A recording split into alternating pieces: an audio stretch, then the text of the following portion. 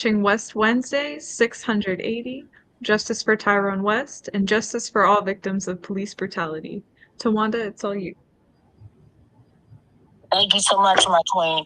So tonight, I have right in queue right now my beautiful sister, Miss Elaine, who has been fighting diligently in a very strong fight for her son, Justice Array. But tonight we're going to lift up her, Justice Array's younger brother, Terrell. But we'll be right back after we show you the video that we show you every time that we're online. So, mic check. Mic check. Mic check.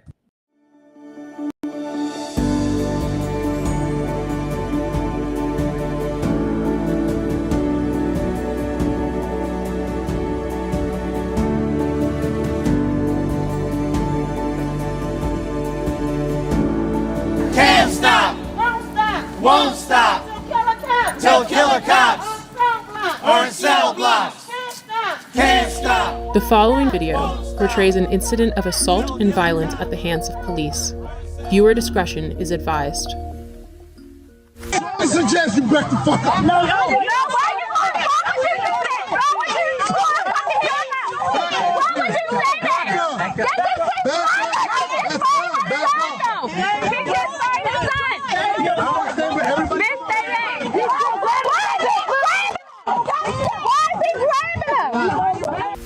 This is Baltimore City Police Officer Jorge Bernardes Ruiz. In a video shot in 2016, Ruiz is seen with his knee on the back of an unknown man with a gun pointed at the man's head. His message was a clear one. Concerned onlookers, adhere to my dictates or else. Here, we can hear Ruiz saying to Baltimore residents, I suggest you back the fuck up. It is documented that Baltimore police officer Jorge Bernardes Ruiz is a repeat violent offender, even without access to all complaints against Ruiz, undisclosed by BPD Internal Affairs records.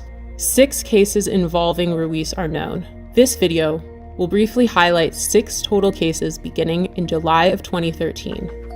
Case 1, Abdul Salam, July 1st, 2013. Here Salam is seen victoriously smiling in celebration after the jury found Ruiz and 2 other cops liable for brutality against him. However, because the trial was civil, not criminal, Ruiz was not fired and he did not go to jail. Police profiled me. They followed me in the back of my house, harassing me. Police proceeded to violently and hostilely approach my van with me and my son in it. As I announced, this was my home, guns drawn. Once they reached my vehicle, they violently pulled me out, ramshacked my vehicle with my 3-year-old son strapped in his car seat, threw me against the gate, slammed me repeatedly. Picked me up by my feet, and while I'm upside down, they proceeded to drop me on my head, hog-tie me, and immediately when I fell on my head, Ruiz, in a wrestling type of action, and kind of hit his knee against my neck. I was arrested. I had no idea what I was being arrested for. My son is scarred to this day. He remembers the incident as it happened yesterday. When he talks about it, he always refers to Daddy being on the floor with police yesterday. Case 2, Darrell Harris, profiled, as seen in this video, July 17th, 2013. Yeah, Sid, what's wrong with it? Improper way with it. There's no such thing as an improper way. You gonna tell me my job, bro? I know the law. Are you gonna tell me the law? I know the law. You gonna tell me the job? I know the law. What's the problem? You giving me a ticket? You need my license registration? Yeah, let me get it. The profile, y'all use the seatbelt as a reason. Profile. Do me a favor, take out your keys. Yeah, you can record me. For what? Nah. I don't feel safe right now. Do you want me to step out the car? Do you want me to step out the car? I'll step out the car. Call the police, man. What do you call a supervisor? I brought the new shit. This is getting uploaded to the internet right now. Yeah? And we are 2 law-abiding citizens that we're getting targeted, and I don't know why. Just 24 hours later, Bernardes Ruiz played a leading role in the police killing of unarmed Tyrone West. Case number 3, the murder of Tyrone West, July 18th, 2013. My brother Tyrone West was brutally murdered on July the 18th, 2013. In both of these cases, when you look at the pleadings and the harsh language of these officers that have been quoted to me by reliable witnesses, the N-word. And Killer Ruiz and Killer Chapman and the rest of those 11 and 15 killers, including David Lewis, took something from my family that they could never give us again.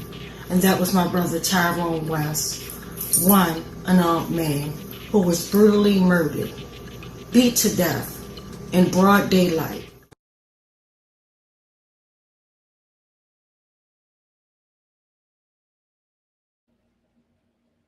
Mic check. Mic check. Mic check. Awesome. So thanks everybody for tuning in. Thank you, Rachel. Tonight, like I said, we have a special guest, and I'm hoping that our other special guest, my sister Sarah, who just came across her son's commemoration of his execution, which is horrible. And then recently, her son just had a birthday this week, and the unique thing about tonight is both of my sister queens live near each other, and the saddest part is they share the same type of pain, losing loved ones due to police brutality.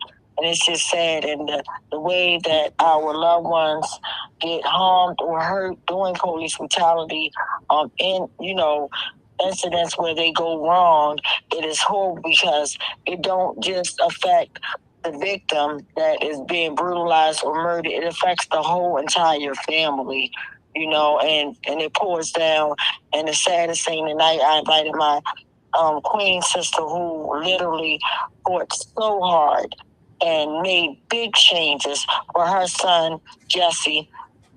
Ray, and but he had a younger brother, little Terrell, and it's just sad that for both of her sons not to be here, and I'm going to let her tell her own story, but it's just sad, and I'm just sending her love because this is the day that she had lost her Jesse's younger brother, and I know that has to be like double traumatized. And so my queen, Miss Ellen, it is all you, so we're just sending you love and support. Mic check. Mic check. Thank you so much, Queen Tawanda. Yeah, during when Jesse was murdered, Terrell reached out to me and asked if I saw on the news what was happening, and that's when I realized it had to be someone I knew. And the next morning, our family met, and there must have been about 20 of us, and Terrell turned to me and says, "You need to do something, Elaine," because they're not activists.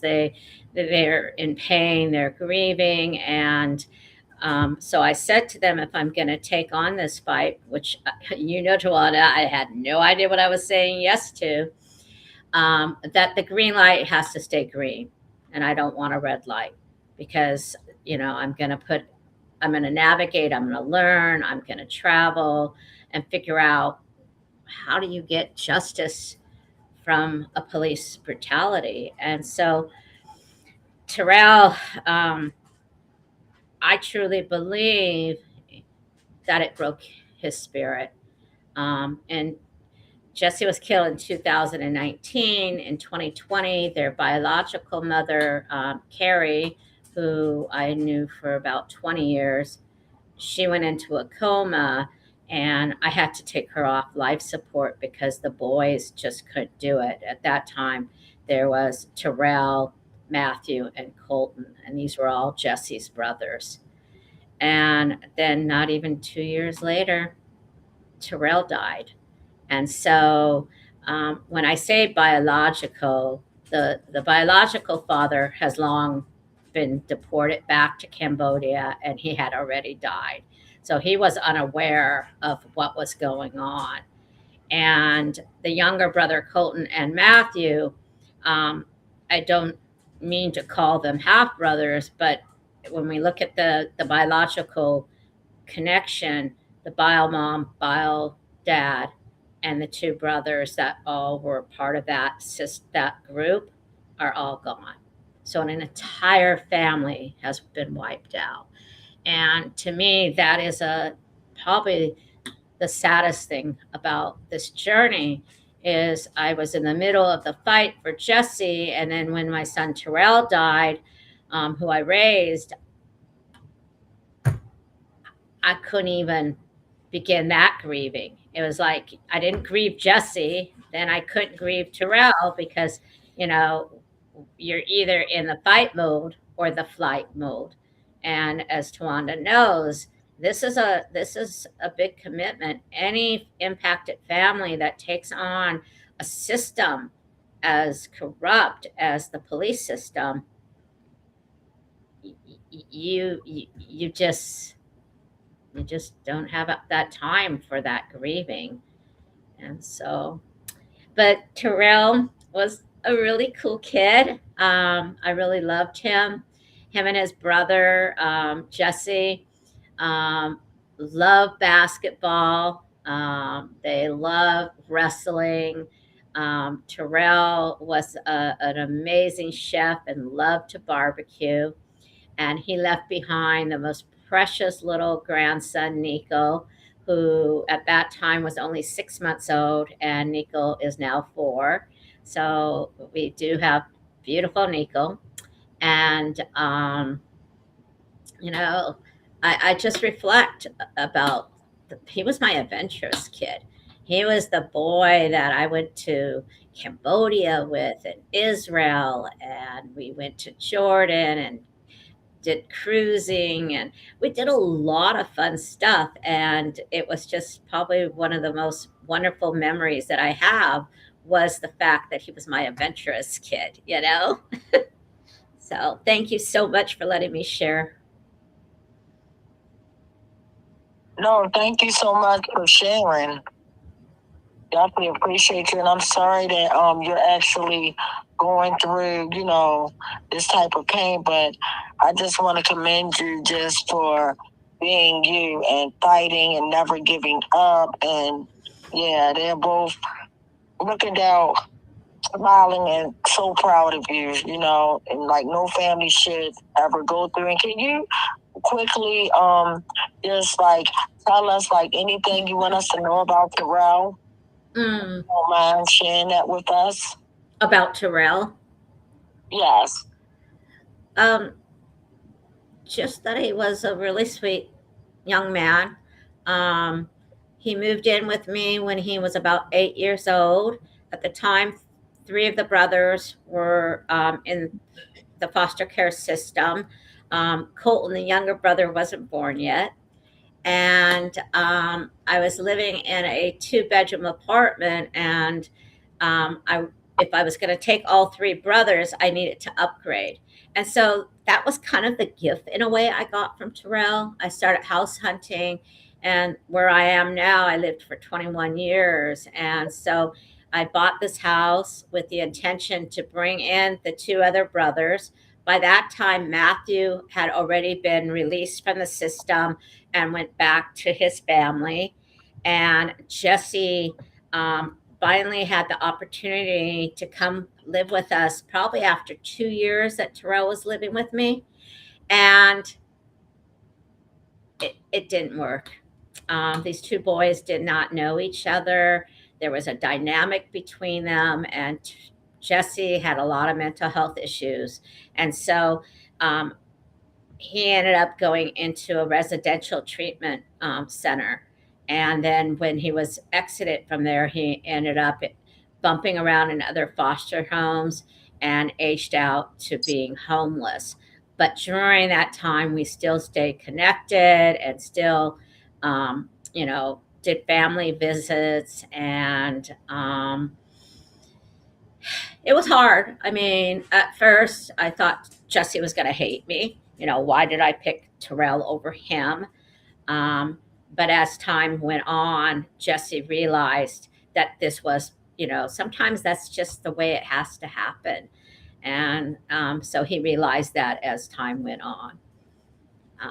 So, yeah.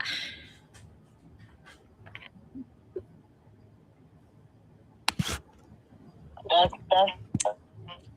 like that. Thank you for sharing that. And yeah, and again, I just thank you for being in this space, and then you feel comfortable out, and then how you fought so hard and got things really. Tawanda, you're breaking up a little bit. Mic check. Mic check. Am I still breaking up? That's getting better. Okay, I'm sorry for the way this mic is just like literally not working. But I was saying, first of all, can you guys hear me? Yes. Yeah.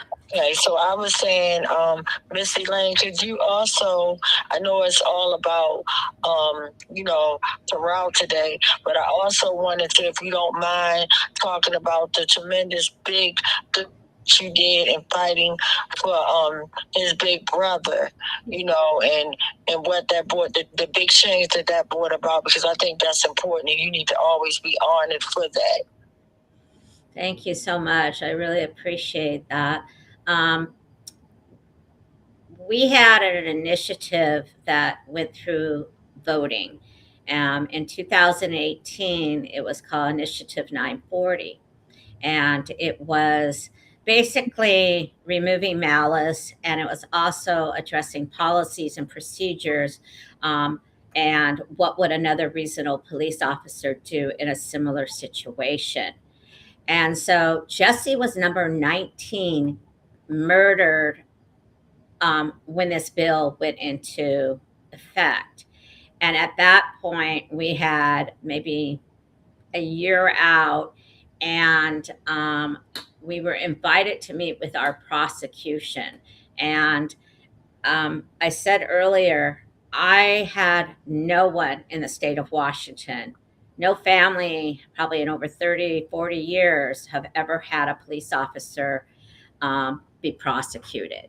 And so I had no one to reflect or learn. So everything that I did was just learning from mistakes. But they met with our family and said that they were bringing charges against this police officer, who at that point was on desk paid administration. And we finally learned his name. So it was really empowering, Jeff Nelson. And they said they were going to bring second degree murder and first degree assault against him. We were at the height of COVID, and then George Floyd was murdered, and Trump was brought in as our president, and things were just crazy out there.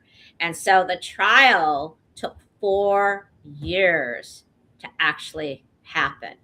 At that time, though, once he was arrested and charged, he was then placed on paid administrative house arrest.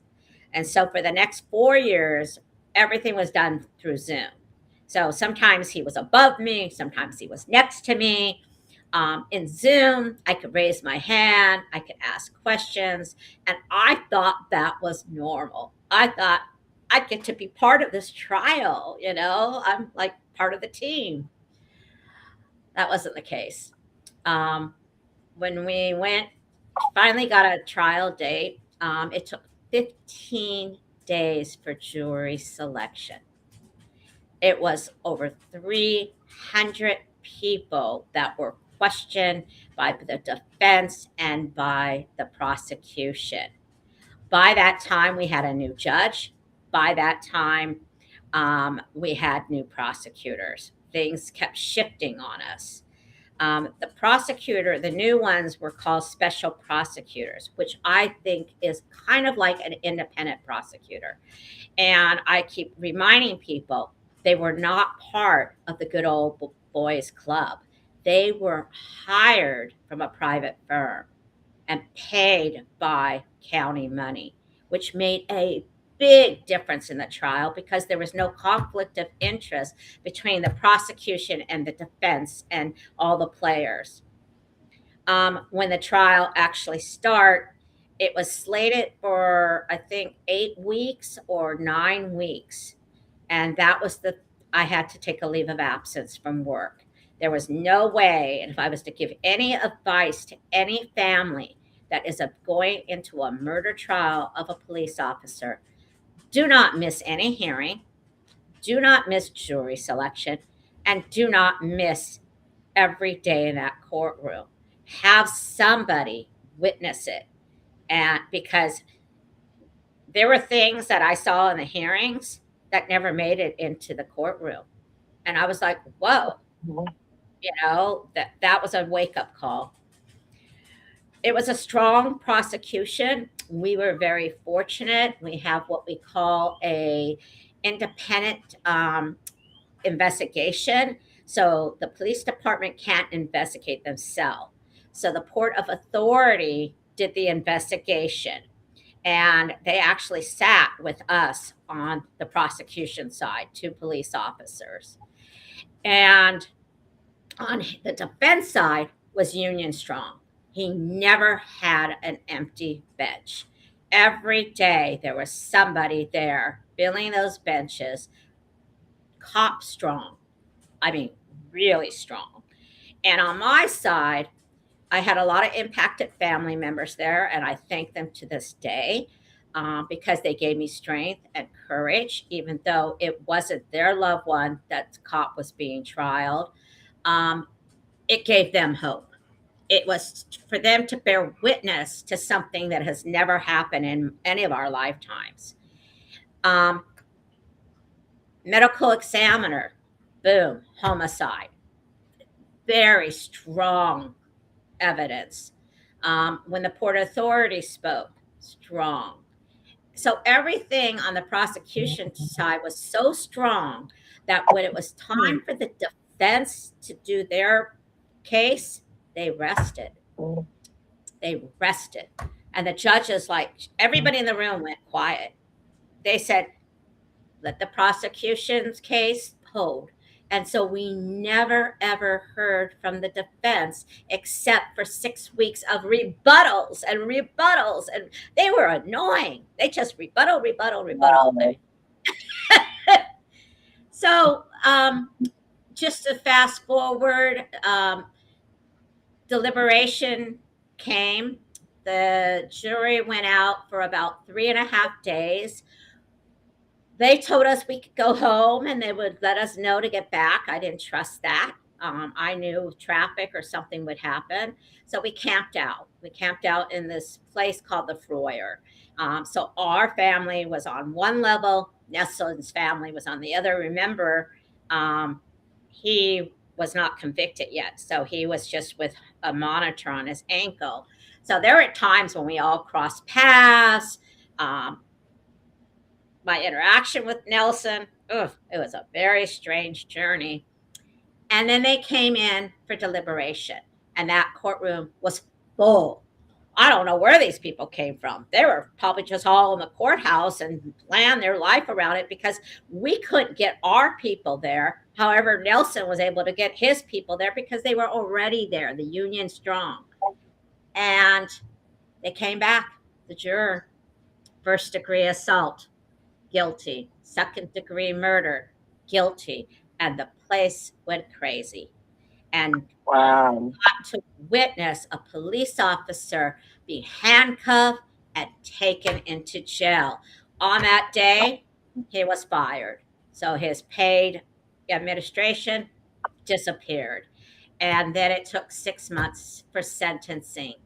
And during that 6 months was, again, the defense was trying to create mistrial. The judge this, that. And then we finally had sentencing. And I don't know how many people were able to witness that, but it was live.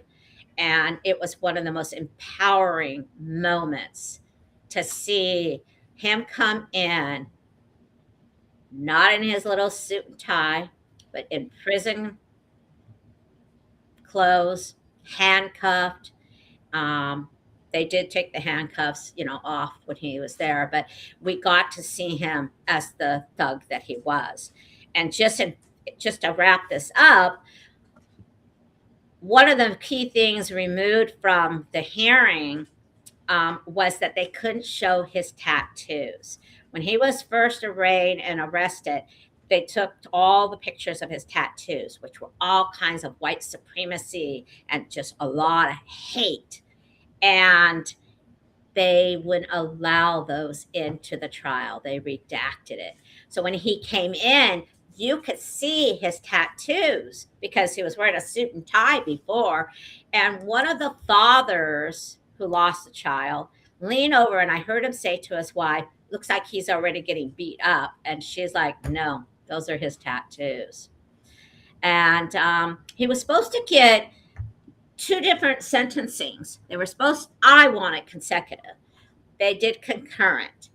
So the concurrent, putting them both together, created a 20-year sentencing, but he ended up with 16.8 years. And that was because of something. I can't remember what it was, but they gave him some kind of good time.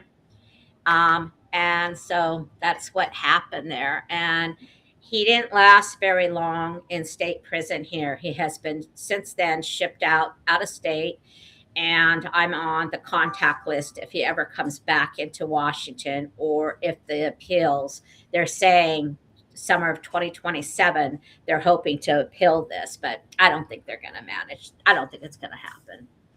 So that just kind of gives you an idea of the scope of it. And if you're a family listening to me, it is important that you find a strong advocate to help you with this, because you need to grieve. And you need to be able to understand what's happening. And you need to have people that can step in, step out, so that you can be able to be part of it, because it is a big, big, ugly fight. And you are going to be discredited. You're going to have things said about you that are not true. Throughout the trial, the defense kept trying to bait me out to be this horrible human being. They would have motions about me, and I'd be like, this is not about me. And finally, the judge said, Miss Simons is not on trial. Nelson is. So he was then decertified. He ended up voluntarily giving up his police certification. And I'm now, I don't know, Tawana, I think I'm about a year and 6 months out since sentencing. And it's a very different journey. I'm reclaiming my joy, but I'm also trying to figure out my purpose. How do I help other families navigate this type of criminal track? Not the civil, but the criminal. And where can I put that to best use? So that's kind of where I am. No, but I definitely appreciate that. And can you guys hear me clearly now? Huh? Yes, you're good, Tawanda. I said, can y'all hear me? Yes.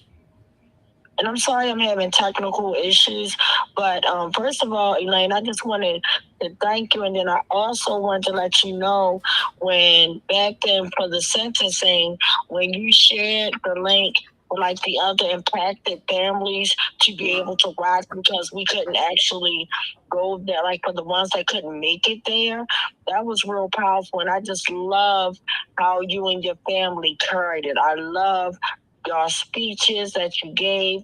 I love the fact that you had the earrings on him. Like, I just love everything about the way you were. It was just so powerful.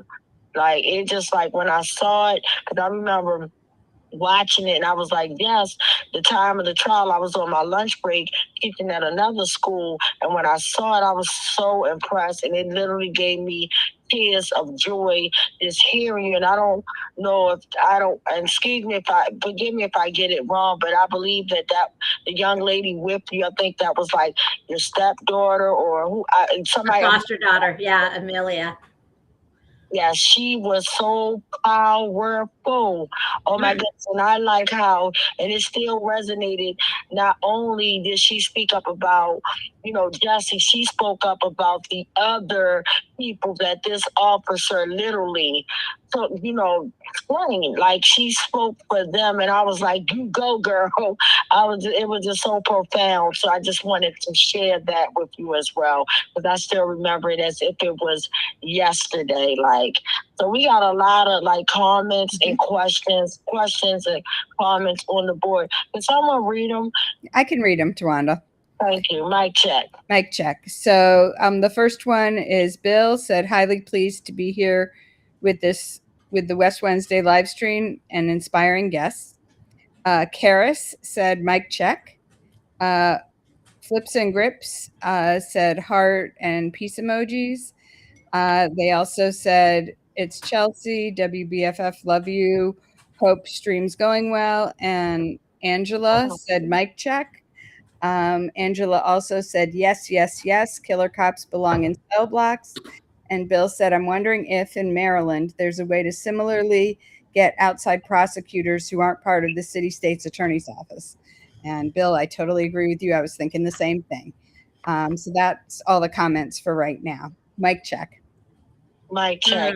And Elaine, Brian, and thanks everybody for commenting. I love you guys, love you guys, love you guys.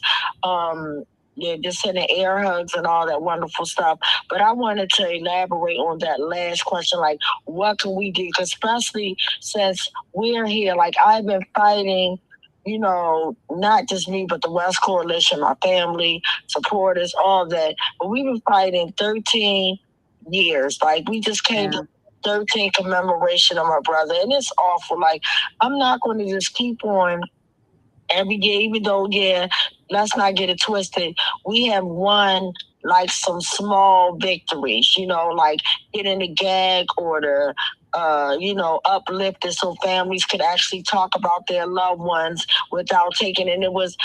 And it kind of wrestled on the back of me and Ashley Ogilvy. And Ashley Ogilvy was she was actually a victim who actually spoke up about being abused by law enforcement officers. And she made a statement like, to somebody, like you said, they will come at you with racism. They will put you like you on trial, like you're the one that did something wrong. So I'm glad that you reminded them that, no, I'm not on trial.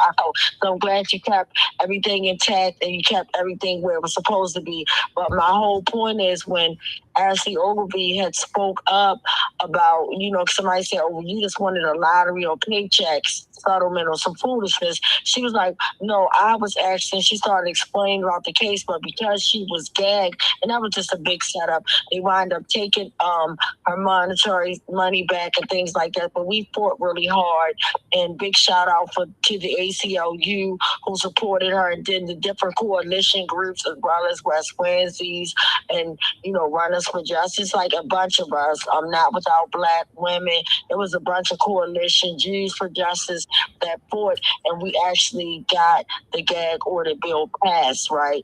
But my whole point is, it's just sad the way that they do stuff and the way that we have to go through this type of trauma. And I feel like even though we got this gag order thing and like the small victories, my biggest one, the reason why I'm here, and I'm not going to be able to mourn, because I've been my own advocate, speaking up, not just advocating for my brother, but advocating for myself. This fighting, this like living in this fight, this nightmare it's real. But my whole point is, I have never ever grieved yet.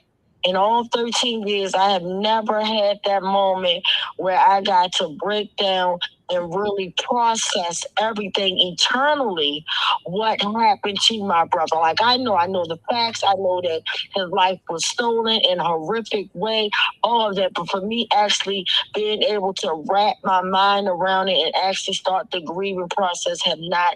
I went to counseling, and that only taught me like how to watch out for trigger things that would trigger you to make you real sad. And it's almost like one of those things that teach you how to live again type of thing. So I got that. But my biggest thing and why I'm here is because I want a killer cops in cell blocks. So my biggest thing is, how can we, like what you did and had that outside support and stuff, what would you say to us that is fighting so hard, or anybody, not just my family, because we have a bunch of families here in Maryland? Like right now, we're under the the AG's office, Anthony Brown's office, and we're still waiting, even though now, thank God, they finally got it right. But that wasn't like, oh, they wanted to do something right. It was like what you said with George Floyd, unfortunately, whose life was stolen, changed a lot of things in this world, unfortunately. And it was some good, it was for the good, pretty much, because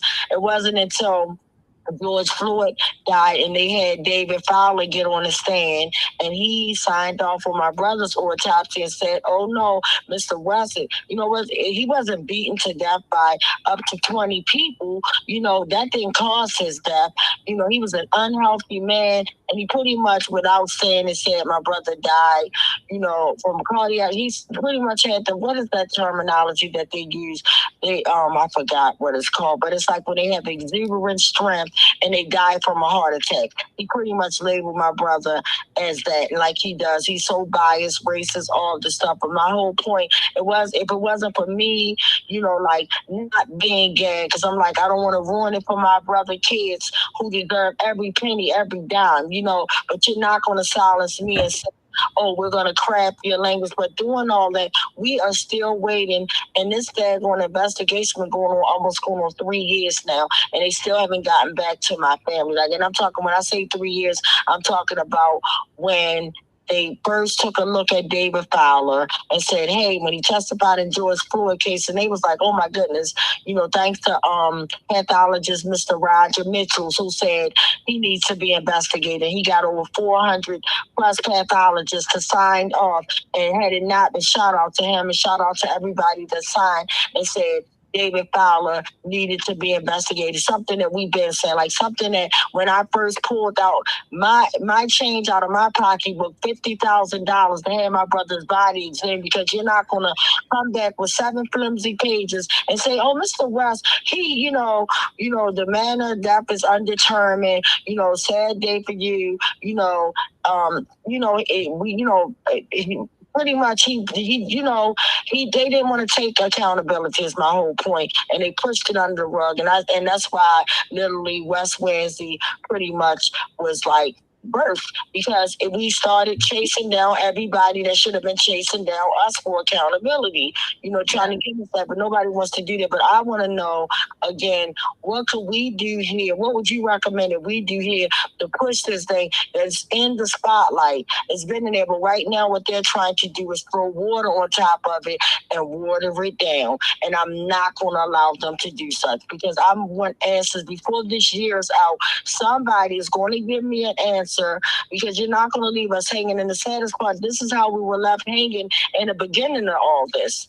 And they're still trying to continue on keeping us boxed in this box. So I'm trying to break out of this box, and I need your direction, your leadership, or your suggestion or idea, or whatever you think that we should do next. Well, I'm really hearing a lot of different things, and also I want to reflect back to Bill's question as well.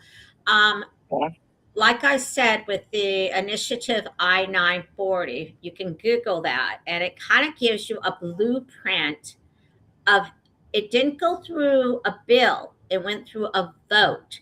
And so they had to go out and get signatures. I don't know how much money that cost, but it was like this whole group of people. Sounds like you have a lot of support there.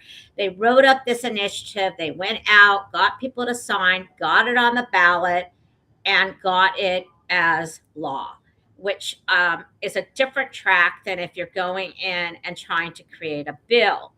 Because with a bill, you have to get all these other players, senators and people to sponsor it. And so I remember voting for that bill without realizing my family was going to benefit from it. So that would be the first thing is, and Bill, you might want to look into it, is that look into the initiative, look into the language, because all of that you can take. Look at who's on there. Look at who some of the key players are, and go from that trajectory. On the flip side is the bills, creating a bill. We created 14 bills in 2021 that all passed. Then we went, and a couple of years, nothing. And then we brought back a couple. We tried to get the independent prosecution bill. Nobody is taking that. I think there's 4 states that have independent prosecutors, and I don't know them offhand. So we're still fighting to try to get an independent prosecution. Then we created a bill called the Office of Independent Investigation, run through the Attorney General's office. Those people are hired that when a murder happens, a police officer killing, they then have to go and investigate. They have to be on the scene. So when it happens, these people are dispatched. They're laying eyes onto what's happening, and they're part of that kind of navigation. And it hasn't spread across the state of Washington. It's only in one region right now. We've got like 4 distinct regions. And we just met with those people last week. And one of the questions we asked them, that I specifically asked, is I was successful. I wasn't successful, but State versus Nelson was successful in getting special prosecutors, which was unheard of. I mean, and I said, it costs a lot of money. It was what? Let's see, $4.1 million just for the prosecution piece. And that includes the hiring of special witnesses, the creation of video footage, and different types of stuff. And then you have the civil lawsuits. And this is just Jeff Nelson. There was one for 1.5, another one for 1 million. That was an assault charge that won. And then the Saray family, I think, was 4.6 million. So we're looking at $10 million just on the prosecution side to put a cop behind bars. People will say, well, that's a lot of money. And I would then throw back at them, what is the value of human life? Jeff Nelson killed 3 people on his watch. He was a serial killing murderer police officer.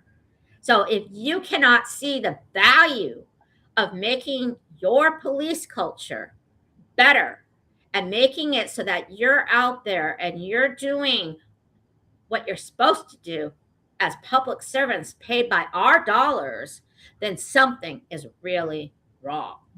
And that is really my pushback, is that is the responsibility from your governor, mayor, local, all the way down, is we're paying for them.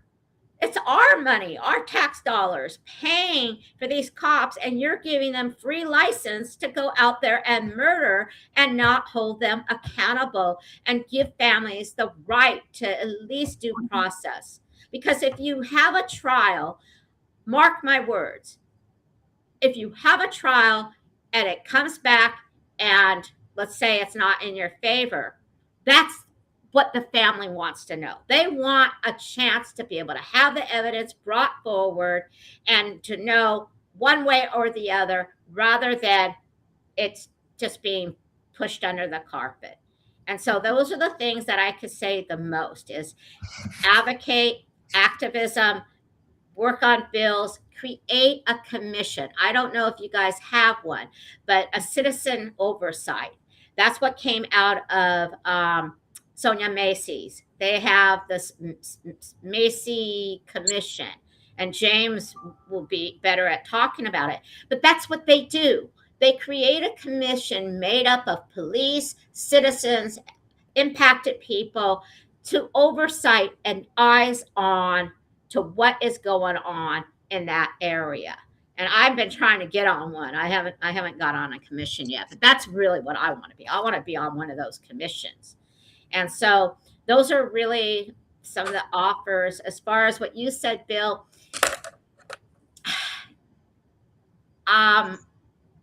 they don't call them independent R's. They call them special prosecution. So when you look up who was the prosecution for the State versus Nelson, it will say that there were special prosecutors paid out of state funds or county funds, and then they were hired to then do the trial. And I'll tell you, Patty Eakes, she was the lead prosecutor. I mean, she was so amazing. It was so weird as someone who believes in abolition and not wanting people in prison. And, you have to remember, we change our mindset. If you came from that left thinking and that you don't believe that people should be prosecuted and put in jail, and then all of a sudden we want to jail killer cops, you kind of have to shift a little, because I always was on the defense side and now I'm on the prosecution side. So that was a whole switch of how I had to think. I hope I answered some of your questions. No, you answered a lot of them, but and I'm glad you broke it down, and I wrote. But it's just like, to me, because we have some of those things. It's just like in different cities and states, they call them just different things. Like we had, because we got the board where, but everything is just watered down. This system is so corrupt. I just believe that the way it is, like, it's just like, I can't explain it without saying that it's just really corrupt. It's just really dirty. It's horrible, and it sucks. And I just feel like they know what they're doing. Why do we have to go through all this bending and pulling and flipping and doing all this stuff when they kill us? And they're, like you said, they're serial killers. They're serial killers and bad actors, and it's just awful. Have to go through, all this extra stuff, but God, we do the same things that was done upon our loved one. It ain't no question. We're not getting an interview. We're getting interrogated for hours. We're not getting a chance to walk away and suit up for 15, 30 days if we ever just to come down and give a statement. With the leaderboard here, it's just all this foolishness, but it's just all to keep us captive in this dirty system that needs to be demolished. I'm sick of the Doug and Pony show. Like, I'm sick of it. And don't worry, Elaine, we'll have Hillary to read some more of the questions. So I see you trying to pick at the questions, but I'm watching your beautiful face on screen. Definitely have all the questions and comments read to you, so don't even worry about that. But I'm just, like I said, it's just disgusting. The system is a racist system. The system has been racist for over decades, over 400 and something plus years. It's not going to get better. It's nothing but the Doug and Pony show. And I'm going to keep fighting it the right way. But at the end of the day, I had to come to the real reality of stuff, because like when you see how they go at like broken home families that don't have like a strong mother or father, or they even can have a strong mother or father, and somehow, am I breaking up? No, you're fine. Okay, no, I thought I heard Uncle Bill saying something. But anyway, you can have like a strong family background, right? But there's some type of way the kid, because you got some kids, I don't care how strong the parents are, they just want to be a knucklehead like their little friends. And in this racist system, I done seen in a month, like they going back all the way back in the time. They're taking us back. And when I say that, I seen one child, like this teenager, he literally got like life plus. If you're looking at 100 years minus like 10, that's disgusting. And that's what they're doing. And it was like another 15-year-old, they got like 85 years. Then you got all these racist people saying they're racist remarks, but they can give little teenagers. And then in one of the cases, like the victim, thank God the victim survived. But fact that you take a child's life completely away, like, oh, be gone with you, and it's crazy, and of course it's black and brown, and I'm just gonna call it out. But my whole point is they could do that to us, but these repeat violent offenders, they get to hide behind the badge. They get to hide behind the badge and do whatever they want to do. It's just like I said, it just goes back to the origin of police, and it was never designed for us. It never was designed to serve and protect us. They're serving us brutality and death while they are being protected. It's just crazy. Like, I never saw until I mean, if you look at the reality of things, for the petty crimes that our loved ones get killed for, if they're pulled over for trapping, or being in their own home, stuff that you wouldn't even probably get a ticket, you could probably pay a fine for, and they're losing their whole entire life. It's disgusting, and I really feel like it's never going to end. It's going to keep on, no matter what. Then even with this thing, that came out of the AG's office. Our governor was supposed to have been setting up this new group, this person. They'll say stuff, they'll blow smoke up your butt and then go running in the opposite direction. That's all it is. We just need to do this. This system needs to go. I'm sick of it. I'm peaceful. I'm not saying, oh, let's turn up and up, because I don't know nobody twist my words, because I done had my words twisted before. So let's be crystal clear. This is the one of Jones, because I always come from peace and a loving way, because the world has too much of hate in it. So love to me breaks through all walls. But the fact that we have to we fight is disgusting. And meanwhile, people are dying. I done heard, I went to, in 1 week, literally 2 people that I cared about, my auntie's funeral and a close friend of my funeral, in the same entire week. Is disgusting. And then a friend of mine literally lost his mom. Mom is gone, literally passed away yesterday, even though he's not in a police brutality fight. But my whole point is, life be life, and people be living and dying and things like that. But why should we have to, on top of life be life, and go through the ills of this dirty, corrupt system, and just keep on thinking that these people are going to give us a free pass? They're not. You might get a little up there, but then when it comes down, somebody else. And then the fact, and I think I get irritated the most, because here in Baltimore, I could talk about my city, I could talk about my experience. For me to never, ever miss a beat, a walk, none of that, but to be pushed to the back of the line. It's you stand in line, let's say if you're in a crowded store, and I'm the type, I let people go in front of me. If I see you with 2 or 3 items and I got a card, I damn near let the whole entire market go in front of me if they don't have a speeding line open. But my point, I done let a lot of people go in front of me. I done sat and wait. You're not going to treat me like I wasn't here. I did. Gonna push me all the way completely out the store, out the market, out the line. We're not doing that. We're not doing that. And it irks me, because now it's all these laws change. And they're well, this unfortunately, before your brother died, this was the place where we got this place now. Well, why? I should still fall under that criteria. Not even just me, Anthony Anderson's family, Timothy Fleming's family, all of our loved ones deserve accountability. I'm disgusted. I'm just so over this system. But we can go ahead, Hillary, and read some of the questions or comments. Mic check. Yep, I can update us since the last one. So Bill asked, after his last question, he asked, how do you spell the last name of Patty Eakes? I don't know if you want to answer that right now, Elaine. I think it looks right, but I'll have to go back and look too. EAKES. I'll have to look it up. I'll look it up now.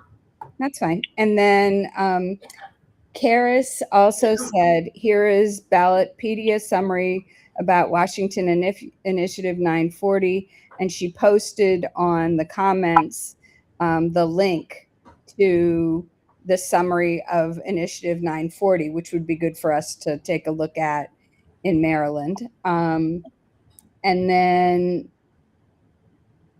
it said, she also said, honored to hear your story, Sarah, and so very sorry for your heartbreaking, or it's not Sarah, but so very sorry for your heartbreaking loss. Thank you for sharing with us and for your righteous fight. I hope you were put on the commission. And Bill said, can you get and give us an email address for her so we can ask her a bit how she suggests, in addition to your suggestions, we can fight for an independent prosecutor here. All right, so I'm sorry, excuse me, Ellen, but before she answers that question, don't put the email here, because I don't want these devils that might be listening and watching. Yeah. Everybody watching ain't my supporter. They just watching to support their stuff, to build their stuff. That's right. That's right. I won't put any of that kind of information in. We'll talk give it to Tawanda. Give us details. Yeah, but I'll be damned if I'm going to give details to these killers. That's right. No. That's right. Yeah, I would just say do what I saw there. Put in the links to I-940. Google some of our, the independent, some of the different things we're doing. And with Patty Eakes, it's Eakes, but I'm not going to give out her, any more information. But you'll be able to find some of the cases that she was on. She actually was the chief prosecutor for the Green River killer here in Washington State. And that guy was responsible for, I think, 40 murders of women in the state. So, we got somebody that was really educated in murder trials. And I think that's what I'm trying to say here is that, sometimes you'll get a prosecutor assigned to you from the prosecution, but they may not be, especially police trials. How many prosecutors out there have that kind of experience? I mean, that's a unique job in itself, to take on a police trial. And then the other thing I saw in there,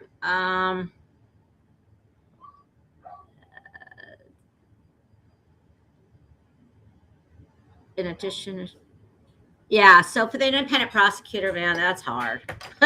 We're still trying to get one here in our state.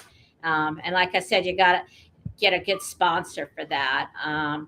And I don't know the name of the 4 other states, but I would just Google it and say, what states have independent prosecution? And I think that would give you guys the information that you need there. So,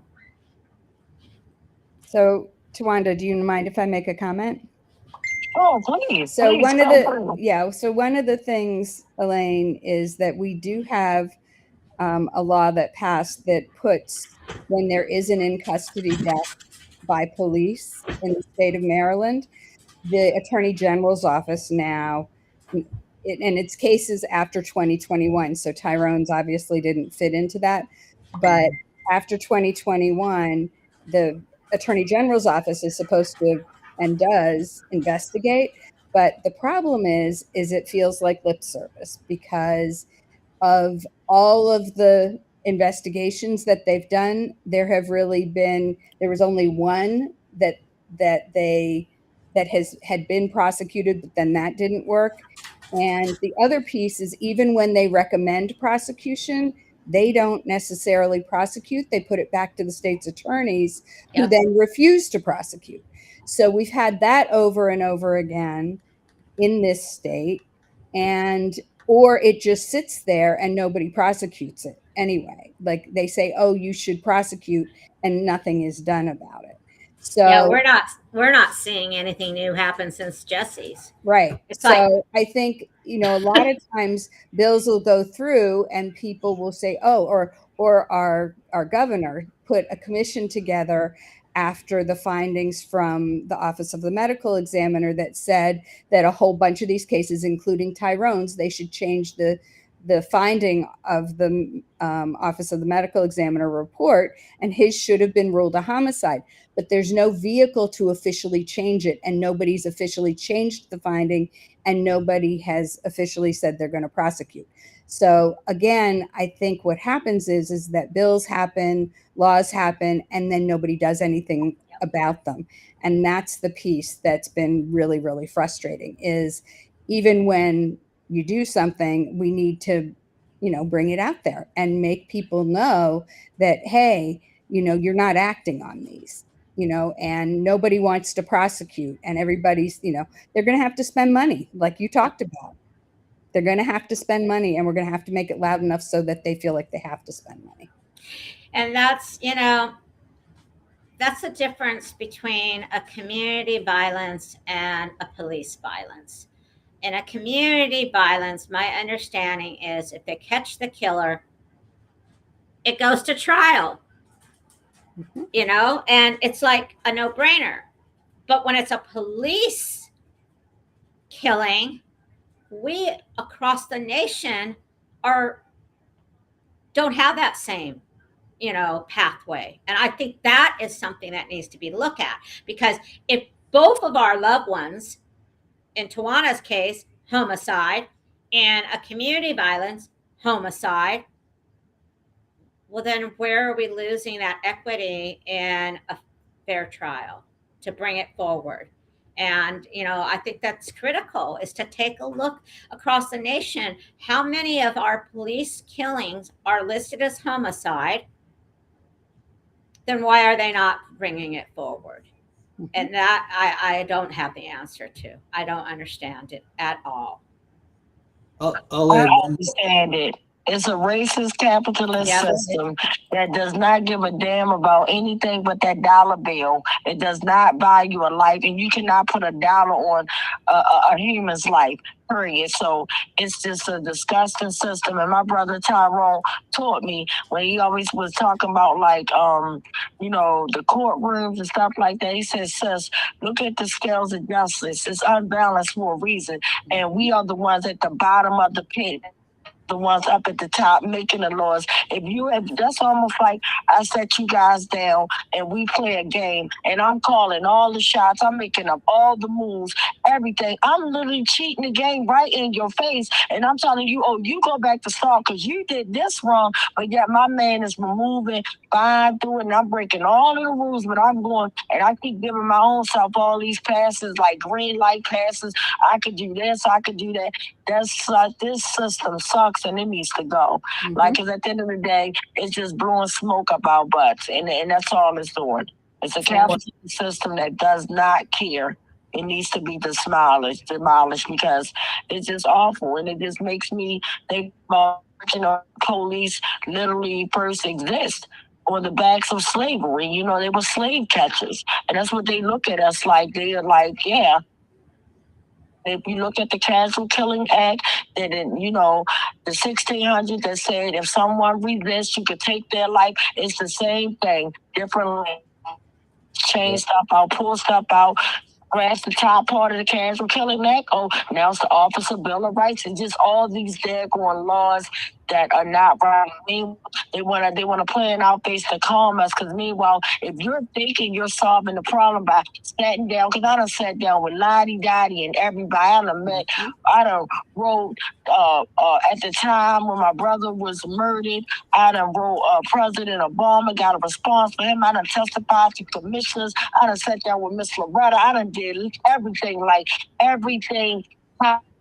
one human person could even think of, stuff that I couldn't even think of. I thought of and did that to you, and ain't none of it getting none of those killers in the cell blocks because they don't want them in the cell block. It's an easy fix. They want time to just roll by, and what they want to do is comfort you, like you a little kid giving kids a snack at school to kind of comfort them till mommy come back. You tell a child, oh well, mommy be back in a little while, when okay, mommy's the day starts at 8 to 6 or whatever. You're in school from 8 to 3 or whatever the case may be. But meanwhile, you want to calm that child. I want my mommy right now that don't really understand. You're like, okay, mommy will be back soon. Mommy always come back. And it's like you're calming them. Or meanwhile, let me give you a snack and let's just have a fun day. And that's what they do. That's what these laws come in. They're playing with us like we're children. It's disgusting. Yeah, I agree. I agree with that. I'm sorry. No, go ahead. I agree with that. I would use another word, Tawana, and say that they're posturing to appear as if they're doing something, but they're not. So, for example, what Hillary was describing, the state's attorney's office, when they passed that law that the state's attorney's office would investigate police killings or in custody deaths, they said the people who would do the investigating are state police. These are the same people that put out these racist coins and distribute them among the rest of the state police. And then secondarily, the person they brought in to head that investigation team had come from Ferguson, where she spent a year investigating the police killing of Michael Brown.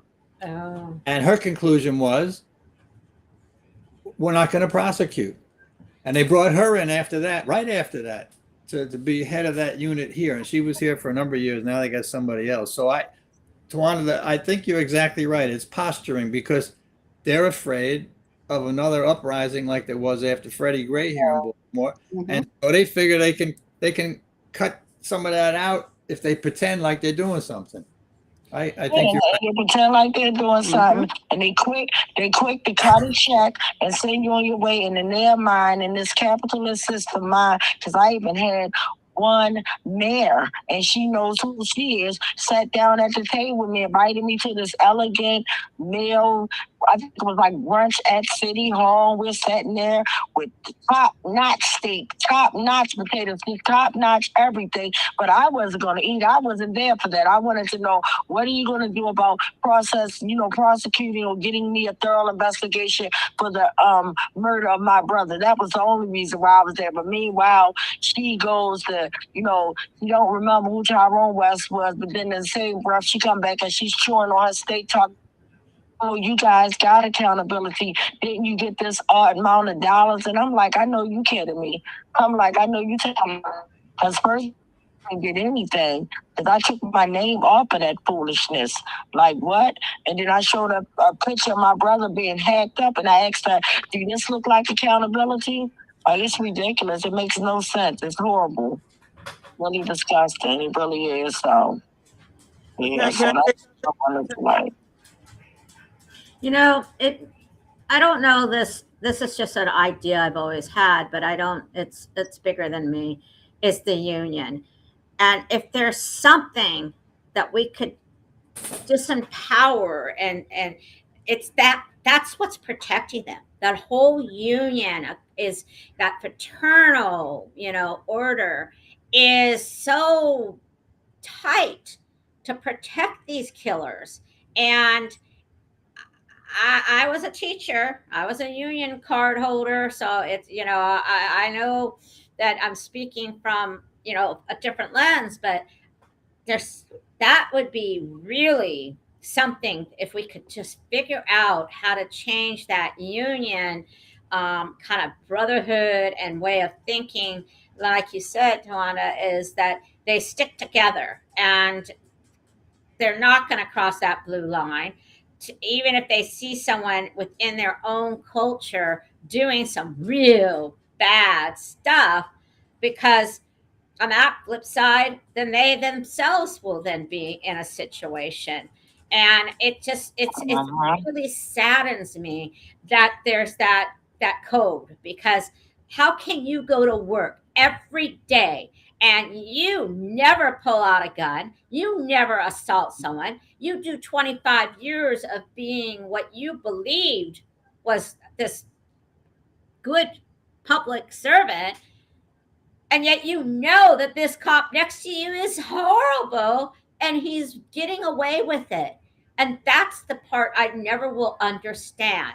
And even in the trial, all those cops, even when he got convicted and sentenced, were still in there, still supporting him. The mayor was in there. The chief of police was in there. I turned and I looked at that mailer like, what the hell is wrong with you?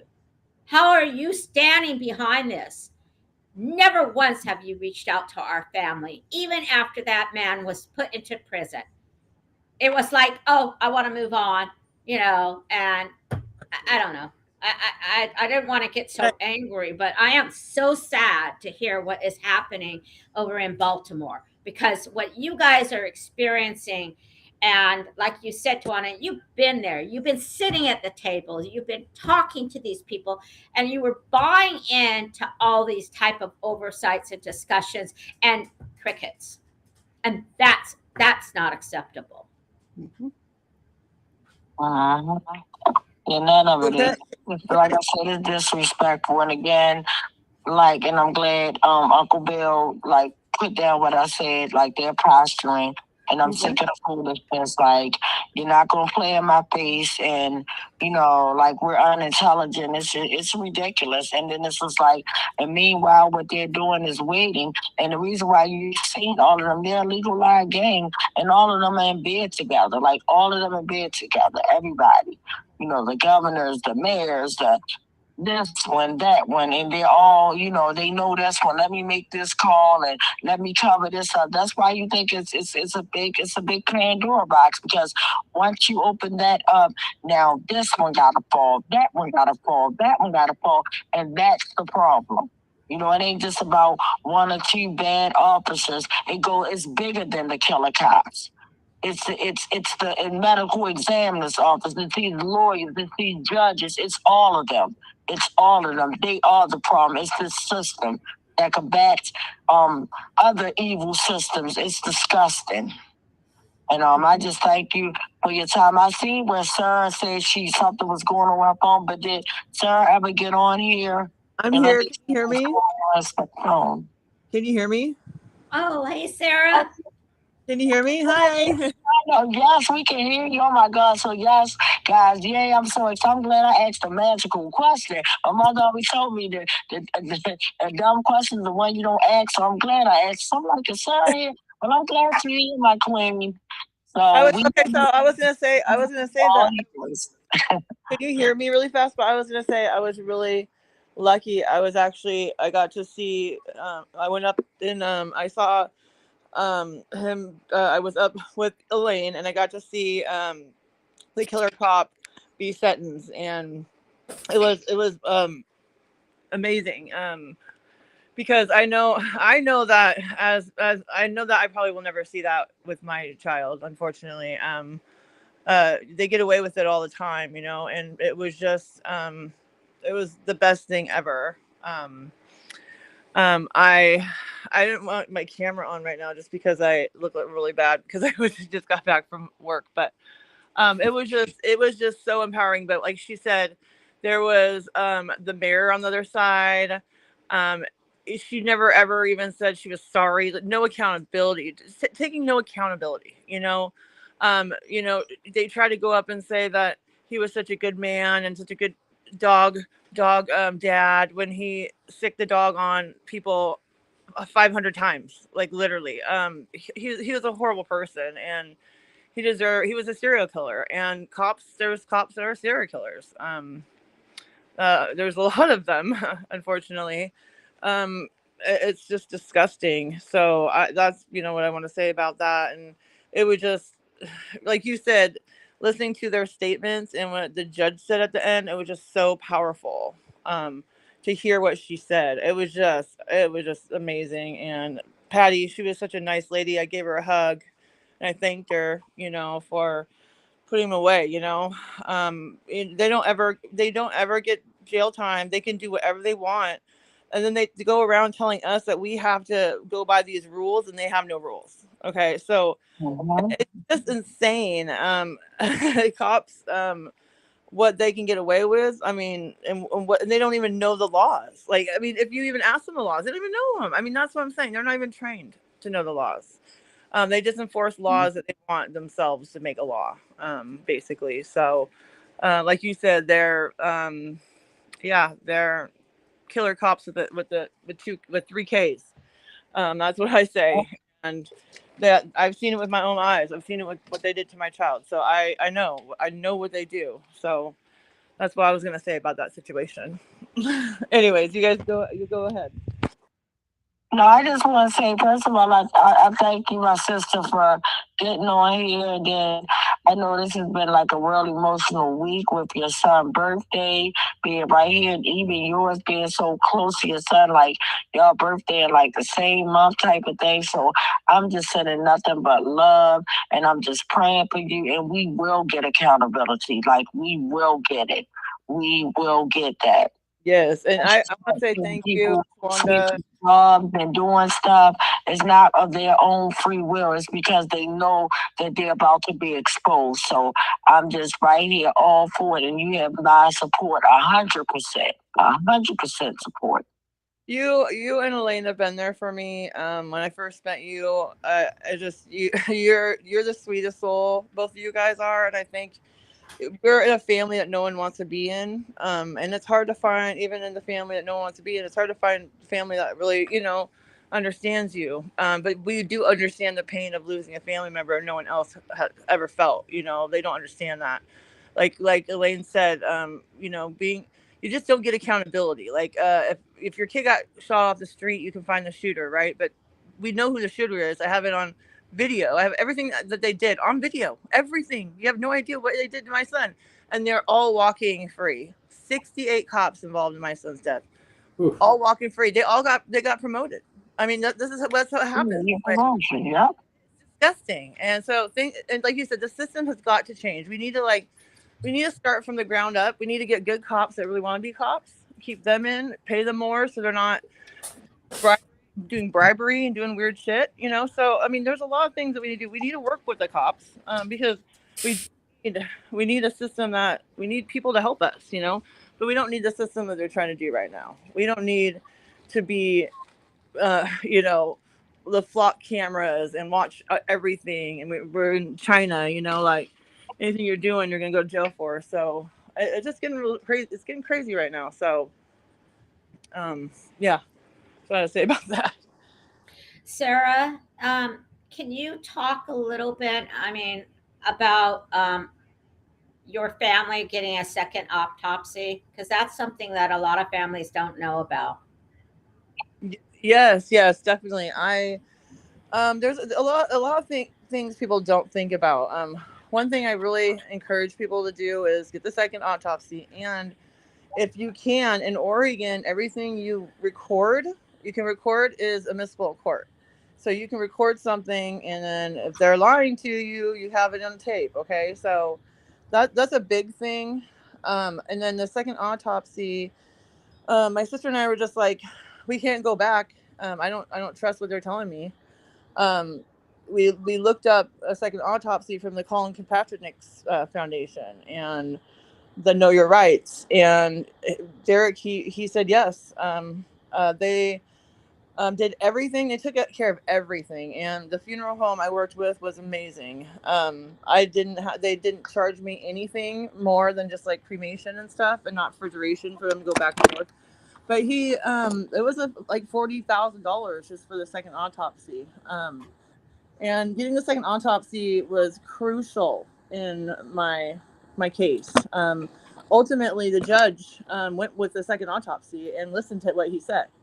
And the first autopsy, she said he died within seconds, but we heard my son crying out for help 10 minutes later.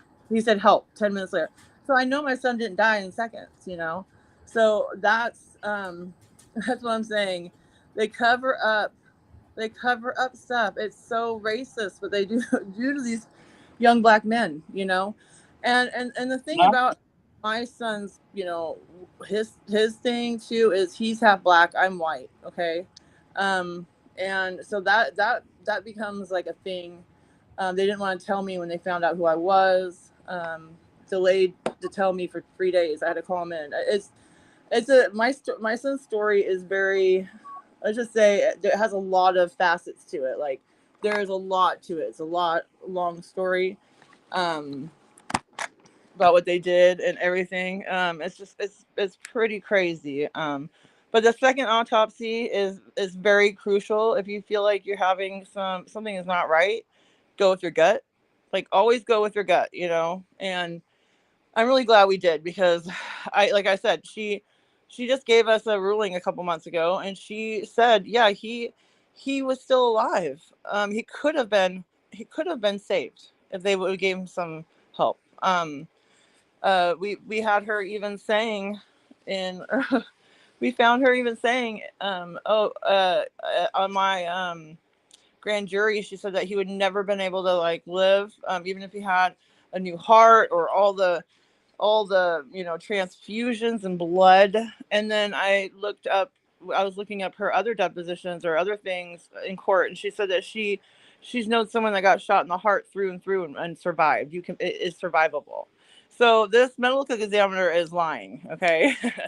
She's lying. And that's one thing I'm actually working on. And I know the bills, they don't really go by the bills, even if you pass bills, but I still want to make bills because we still have to make them hold them accountable for something. And the bill that we want to pass is the autopsy bill, and it's for everybody, to treat everybody with dignity. If they get killed by the cops, the cops should be in the room. It's really a great bill that I've been trying to get. We've been talking to the medical examiner board about it, and they're on board because they even said that they feel that they feel pressure from cops, and they don't like it either. So they're actually, and the Colin Kaepernick Foundation, we're getting statistics from them to find out how many they've done autopsies for that they lied or it was right. I mean, because he said, sometimes they did have an autopsy and they're right, but there's sometimes they didn't even have an autopsy and they said that they had an autopsy. So it's a really huge problem. The autopsy thing is a huge problem. So I'm trying to make some kind of law or bill around that. What do you want to say anything about that, Elaine? Can I say something real quick? Because me doing the thing about having my brother's body examined, I didn't even have any help. I had to go in my own pocketbook and get up 50 grand. And with me just realizing that you had a second autopsy done, it really makes me feel extra close to you. And it's just sad and disgusting. But I'm just it's a worldwide thing. Like, it's not just a Baltimore thing. So I think about David Fowler being Fowler here. And I thought that was just something like pretty much here in Maryland where they allow the officers to come in there while they're actually doing the autopsy report. And that's disgusting. And to know that you're in a whole nother city, state, and they're doing the same exact thing. It's this dirty system that allows that. It's so corrupt. It's disgusting. It's disgusting. Yeah, that's exactly why we need this bill, because it would be, the three lead detectives were in the autopsy room with her, okay, giving her a narrative. I'm sure saying to her, hey, say she died within seconds, blah, blah, blah, and she felt pressured. And they should never be in there, because the guys that were like the guys that are in investigators, they worked with a shooter, my son's murderer. They worked 25 years. That's what I'm saying. That's crazy. It was his boss. And they were on the beat together for 25 years. So he's in there saying, hey, my friend just murdered this guy. Let's cover this shit up. And we have got to stop. That's what needs to change. We got to have accountability. We can't have these people in the room every single time the autopsy is weird. You'll find out. The police officers are in the room telling her what to say, and a lot of them get. But that's the sick thing, sis. And I don't mean to cut you off, but it just frustrates me. Why in the hell we gotta go by all these rules in life, but they get to break and make the rules just blow my mind? Why do we have to come up with some freaking laws, right? Freaking laws to say, hey, don't let the killer cops be in the room while they're doing the autopsy report, because that's just not right. A freaking 5-year-old kid can tell you that that's not right. Like, make it make sense. It don't. Would they allow us if we murdered our loved one? We were the murderers. We murdered a cop, God forbid, and we did that. Would we be able to send our attorney or representative to sit in there to talk to the pathologist? Absolutely not. They look at us like we were crazy. So why do we have to wrap our minds and normalize this foolishness? That's the part I think that's blowing me. I feel like I'm from a whole nother planet right now. Like, this is sick, man. Like, the stuff that we gotta wrap our minds to. And then the crazy part, how they do everything you're saying. And then the crazy part, what I'm thinking about, and that's really pissing me off, because in my brother's case, literally when they murdered my brother, the police officers that murdered my brother were allowed to go in the ambo with my brother's dead corpse to actually go to Good Sam's Hospital to get the doctor there to say whatever they want to say. Change. They knew he was dead on Kentmore and Charlesway. They knew he was dead then. He was dead on arrival, but they did not want to disturb the residents there and put that black sheet over top of him. They wanted to pretend that they were doing something, because no ambulance in an emergency situation rides off slow and take 45 minutes to get to a hospital that's 3 minutes away. Make it make sense. It don't. So with that being said, officers were allowed that murdered my brother to get in an ambulance with him, and then even to go to the doctor's office with him, to the hospital with him, and then even there to go to the medical examiner's office with him when his autopsy report was done, to the next day, and they sent half of the group to my family's house to interrogate us like we killed my brother or killed one of them. Not, where do you guys work? What's your name? What's this? All this stuff so they can run our shit, and they're the ones who killed my brother. And then they actually have them set. And then even when I got my brother's body examined, it was so sick and scary, because while we're waiting at the funeral home for them to transport my brother's body, there to have it flown out to Alabama. Guess who's with my brother again? Police officers. Sickening. They're sick, dude. Like, you cannot make this stuff up. And it's really frustrating to me. It's sick. It's that is disgusting. And then, like, literally, you can't. Why were they even there? Why? Exactly, to cover their high. They teach them in training, cover their A's. That's what it said. Yep. Yeah, they cover their A's, and they're going to cover it all the way to the court. And the saddest part, they have other people to help with. That's the sad part about it. It's disgusting. So, but I see more questions and comments. Hillary, do you mind reading some of the questions and comments? Not at all.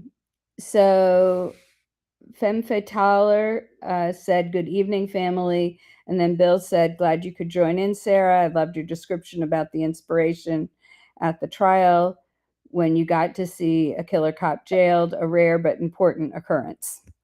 And that's it so far. Okay, cool. Yeah, I'm just telling you, it was amazing to see that, to be in that courtroom.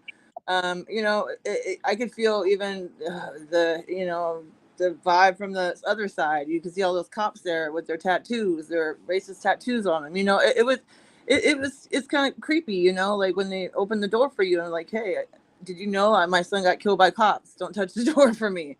You know, and it's very triggering when you're around those kind of people. But I want to say something about that too is, you know, I go to work every day, right? And when I make a mistake, I take accountability. I tell my boss, because I could actually make people sick. I could kill people, right? If I don't take accountability. But they go out and kill people and they can't even take accountability and just say, hey, I messed up, you know, just say you messed up. And I've always said a good cop is a cop that quit, because every single time I've met cops and they quit, I always quit because there was a bad cop. The shit that is going on, excuse my language, is going on with those cops, and they quit because they know they want to do good, and it's a cop culture. The cop culture has got to change. They cannot keep acting like buffoons and like, you know, like they're they're like barbarians, you know, like they talk to women. It's horrible. Like I you know, like these women are training and they're like calling them names and like sexually harassing them and stuff. You know, it needs to stop. If I at work did that, I would be fired. And they just keep doing it over and over and get no accountability. So that's one thing that irritates me, is like, can't they just at least admit what they do wrong? You know, because I know on your soul, that has to be hard on your soul for, you know, lying all the time. That's all I got to say about that. Thank you. And I just want to thank both of y'all. Like, I love you guys to pieces. And y'all know I'm sending extra love. And I want to know if there's anything that you want to say before we apply checking to see if we got a sad list and things like that. Mic check. Mic check. Mic check. Thank you, everybody. I just want to tell you thank you. I love you, Tawanda, so much. And Elaine. Mic check. Love you guys. Love you all. I love you more, my queen. And Elaine, queen, would you like to say anything before we go and check to see if we got any sad lists? No, just that it's really amazing that all three of us have met in person.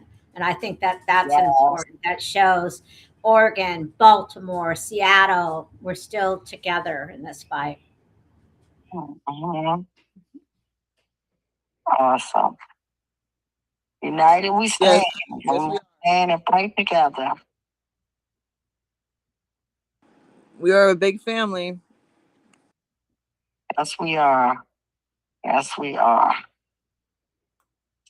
So I just want to thank y'all real quick. And if we do got a sad list, I'm gonna check with Hillary. But if we do got one, and if it's too much for both of y'all, I don't want to take y'all through that type of trauma, because I know y'all going through y'all sad moment, and I know y'all might don't want to be able to hear that. So I would definitely understand.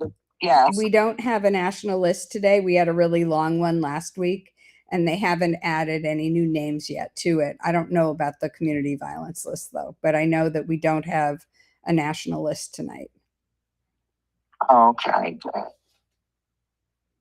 But then when we get in next week, it's gonna be like 40 people or more. That's sad and disgusting. So, ladies, I want to ask y'all something. Is there anything that we can do here and be more to support y'all? Mic check.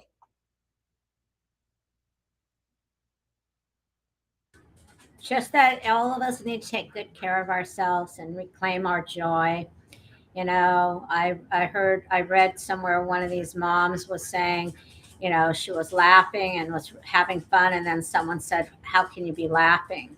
And it was like, wow, really? You know, you have to embrace joy, and I think that's the only way that you're going to survive it. You know. No, I gotta say that that's so important to say that. I actually posted something about that. I said, you can't feel guilty to be happy, because Jesse would want you to be happy, my son would want me to be happy, and Tyrone would want you to be happy. And that's like, they would want us to be sad all the time. I know my son would be like, "Mom, stop it. Like, get off your ass, go have fun." You know, like, I know he would. And you should have joy. We're alive, they're not. And every day I think about that. My son's not alive, so I need to have joy. I need to have joy for him. I feel he's here with me, you know? So it's nothing wrong with having joy. It doesn't mean anything. We should have joy, because we have so much heartbreak. Like, it can kill us inside. So we should have as much joy as we can get, because fighting the cops is not fun. Anyways, I love you guys. I love you more, my queen. And I just want to say, I would echo that. First of all, whoever said that ignorant stuff, the devil is a liar. Because anyone knows laughter soothes the soul. Because that's why I love working with children. I love my amazing students. They crack me up every day. It brings out the big kid and me playing with them, hearing their sweet little laughter and all that. So laughter is definitely the key to a longer, healthier life. So whoever said that, I'm laughing at them. They're hilarious. Amen. Amen, my sister. Amen. For real. We need to laugh, because it will heal everything. Absolutely.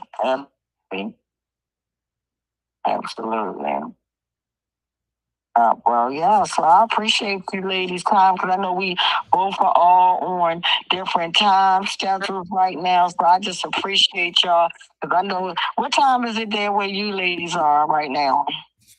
Yeah, it's only almost 6 here, because but 6, 7, 8, it's like 9 o'clock there, right? Yeah, it's almost 9. So yeah, so. But again, I just want to let you guys know I love you. I love y'all. Y'all know y'all my sisters for life, and I can't wait to see you ladies again in person. So I give y'all a big hug. And I want to check Hillary to see if we have any final comments or questions before we just wrap it up. I don't see any, and I don't know if Brian joined us. Did he, Rachel? No, I don't think so. Not tonight. Yep. So we're all set. We're all set, Awesome. Tawanda. Awesome. So, ladies, real quick before we go to this video and wrap it up and put it night, I want you guys to tell me, since we're talking about laughter, right? Let's do something real good and different this time. Especially, this is for whoever said that we're not supposed to laugh. And Uncle Bill, I'm gonna send you a bunch of jokes now. I'm gonna send you 5 jokes tonight. Thank you. I want you ladies to tell me 2 funny things, or at least one or 2 funny things that your loved ones did that cracked you up so bad. Like, if we could do that, and that's how we're gonna close out on a real good, happy, positive, good note. 1 or 2 things that y'all sons did that made y'all laugh and smile. And I'll tell y'all something that my brother did that cracked me up. All right, so we can start with Elaine, and we're gonna go to my sister Sarah, and then I'll share something to Tyrone, and then yeah. Oh boy. So there's both Terrell and Jesse. So I'll do quick one for each. Jesse was really wanted to be a break dancer, and he could do head spins like you wouldn't believe. And he had wanted to try out for Monkey Spank, which is a local breakdancing troupe. And so he never got to go for that audition. But I found the manager, and I reached out to the manager. And at one of Jesse's anniversary, they came and broke dance in his honor. And I thought that was awesome. A funny thing was the two boys. So I took them to a wrestling match, WWE or whatever, and they had their little mask and their belts. And oh my God, I've never been to something like that in my life. I walked in there and was just like, oh, this is just too much for me. When we got home, they went back into Jesse's bedroom, and I went and sat down, and I was like, ugh, that was just too much. And then all of a sudden, I heard this commotion, and I ran back there, and I opened up the bedroom door. Both boys had their masks and belts on, and the bed frame broke because they were wrestling. And they're like, nothing happened. I'm like looking at them on the floor, So I always love that story. That is funny. Thank you. It's a great story. I guess I'll say my story. I don't know about, well, the funny thing about Derek was Derek, my dog has allergies, but Derek had he would always kind of scare his grandmother, and he liked to scare her, and he would be like, he'd always do the, you have something on your shirt, and then she would always look down. He'd go boop, like all the time. I love my mom. She's blonde, so she like always falls for stuff. She's a little airheaded. And so he would always scare her. And so during his funeral, my mom was saying a speech, and she was up there talking about him. She was talking about how he would always scare her, and then all of a sudden a balloon popped, like, and we jumped, like jumped as hard as we could. We're like, oh my God, Derek, you still scare me. We see you, Derek. We know you're still here. Like, we were like, oh my gosh. And he still is scary. So it was his birthday, and we went to the beach. And a little story about that is, the first thing I said, Derek, show me a sign, and I found that rock. Like, as soon as that I saw this heart rock, and then I turned around, and there was like a storm coming in, and there was this huge rainbow. I was like, I see you, son. Like, I see you. And sign. So even though we lost our loved ones, they show us and say they're proud of us. So I just want to tell you, Definitely are. They definitely are. And I love that. And I loved how you shared that with me, because that made me smile so happy. I was like, yes, he's showing off. Right. He was showing off all weekend. I was playing with these girls in the water, and they were so sweet. I'm like, be careful, because like it came up and just scared us, like you can get like dragged out, right? And so they went to leave, and I said, I didn't see a heart today, Derek. It's your birthday. I looked down. She wrote a heart in the sand right there, like after she played with me, like I was like, oh, I see it. You sent me them to play with me, and it was cool. So I just know that they hear. So they hear and they hear us. They definitely are. Yeah, that's so sweet. And thank both of y'all for trusting and sharing. That really made my night. Well, mine is kind of funny on my laugh, because on my side, because I had laughed at this. And like my brother, he would laugh at everything. He had the biggest, beautiful, bright, white smile, and he had this laugh. And like his laughter, I will never forget this laughter. I can't hear him cracking up. Like he was cracking up. It didn't take much to crack Tyrone up, but your brother's smile reminds me of my son's smile. Like they both have that big smile with those big, beautiful teeth. Yes, and all you see is pretty white teeth, just like every teeth in their mouth, and they cracking up. Yes. Oh my God. Yes. So I definitely remember they brought us together, laughing and smiling and everything. Like, but so it was like, I remember like when it was like years ago when I was a little kid, and I remember him waking me up, and he was so scared. He was like, Mommy, I woke you up. He was like, but I think it was back then, like when Michael Jackson Thriller came out, and he was like, I thought it was just gonna be a regular like he beat it, and he was like, break down. I thought it was gonna be like Michael Jackson normal stuff, like Beat It or Billie Jean, but he was like, I see all these zombies. It's like a whole movie, and then like literally, I went in there and I got so scared, and I'm up there ready to cry. I'm like, I was scared of zombies and all that kind of stuff, and he cracked up laughing.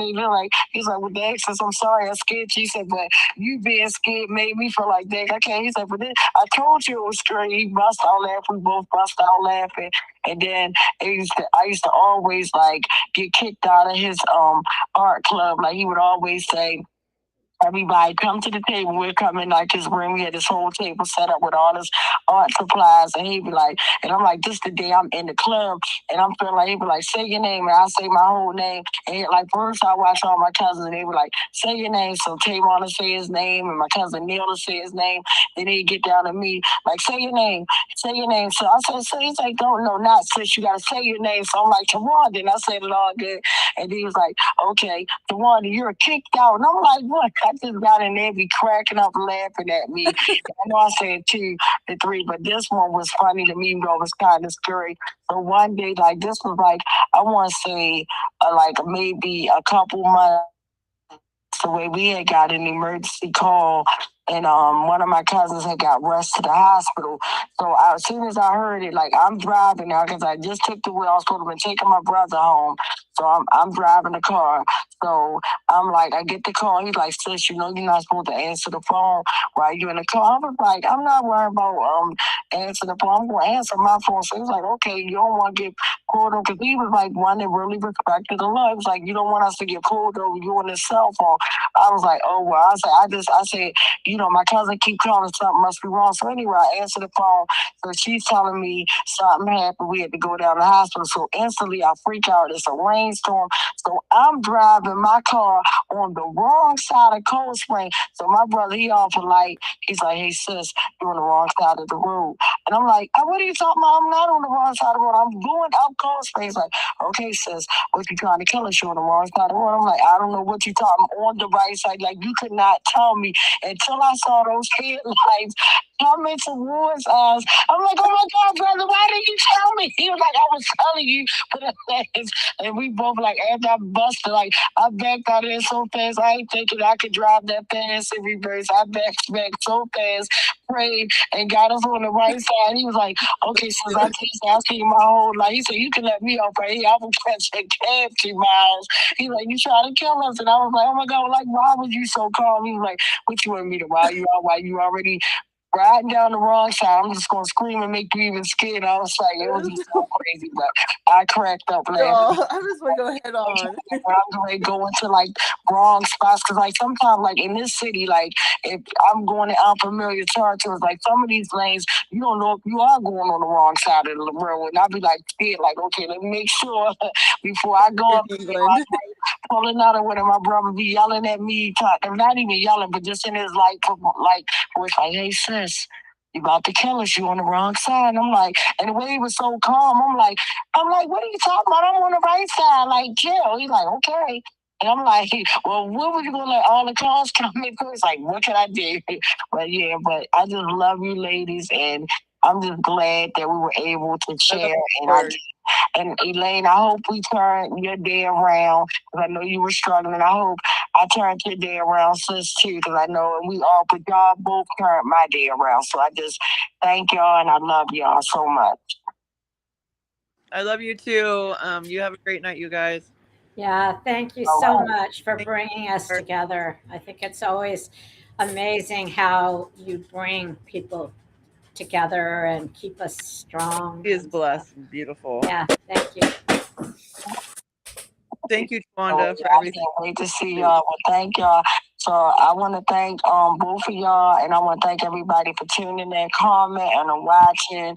And unfortunately, the way we brought this video in with the killer, the first killer that started murdering my brother, if you can stay tuned to part 2, but you ladies can definitely, end, and I'll make sure I send you guys a copy. I already put it on my page, but I'll make sure you guys get it as well.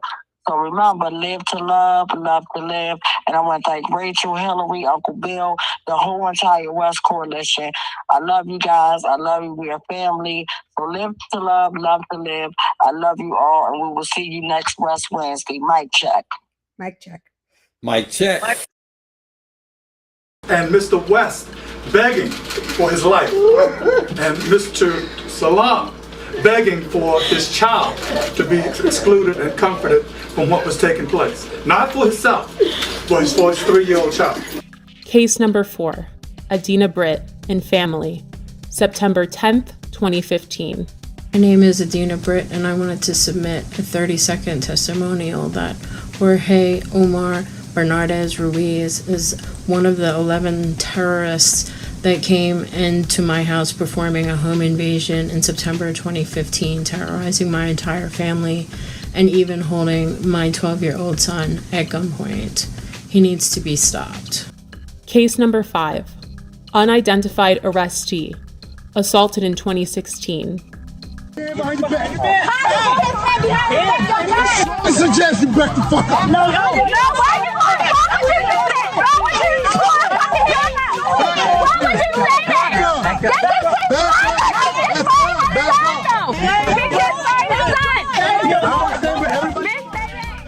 Again, this video did not surface until the summer of 2020.